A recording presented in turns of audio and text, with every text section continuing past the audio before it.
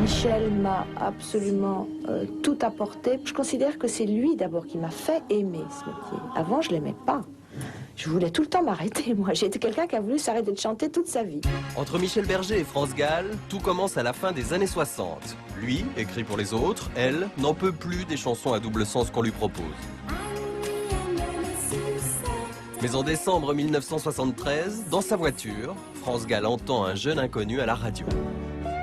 Pas de doute, c'est l'homme qu'il lui faut pour le virage qu'elle veut donner à sa carrière. Et un jour, tu as rencontré Michel Berger. C'est vrai, enfin, je l'ai d'abord entendu avant de le rencontrer et j'ai eu vraiment envie de travailler avec lui parce que, tu sais, moi je suis interprète, alors j'ai toujours eu des problèmes pour trouver des chansons et en fait, quand j'ai entendu sa musique, c'était un peu la concrétisation de ce que j'avais envie de faire. Mais rien ne se passe comme prévu. Même s'ils sont tous les deux sur la célèbre photo de Salut les copains, Michel Berger ne supporte pas les yéyés. Du coup, il ne veut pas entendre parler de France Gall. J'avais pas envie d'écrire pour elle parce que ce qu'elle avait fait avant, ça représentait pour moi, à part les chansons de Gainsbourg, des choses qui étaient très variétés, qui étaient très bien faites d'ailleurs, mais qui étaient très variétés. Et moi, la variété dans le sens le plus commercial du terme, c'est quelque chose qui me passionne pas. La jeune chanteuse fait alors des pieds et des mains pour rencontrer le compositeur à succès. Et Michel Berger lui donne sa chance en la testant en studio.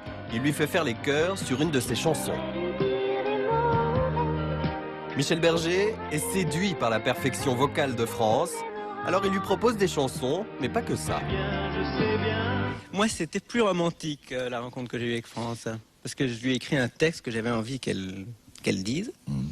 Puis elle y a tellement cru que finalement, ça s'appelait La Déclaration. Oui, interférence avec la vie privée aussi. Quand je suis seul et que je peux rêver, je rêve que je suis dans tes bras. Je rêve que je te fais tout bas.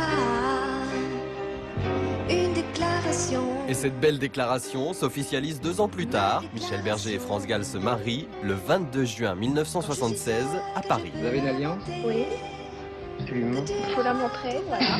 Le couple donnera naissance à 2 enfants, Pauline en 1978 et Raphaël en 1981, mais aussi à une collection de tubes qui vont s'enchaîner pendant 15 ans. je veux chanter pour ceux.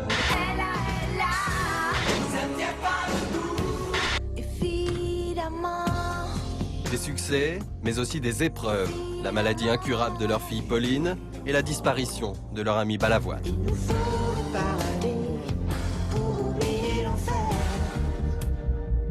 Après la sortie de leur album en duo, le dimanche 2 août 1992 à Ramatuelle, ils répondent ensemble à ce qui deviendra la toute dernière interview de Michel Berger. Il rit d'une étrange prédiction.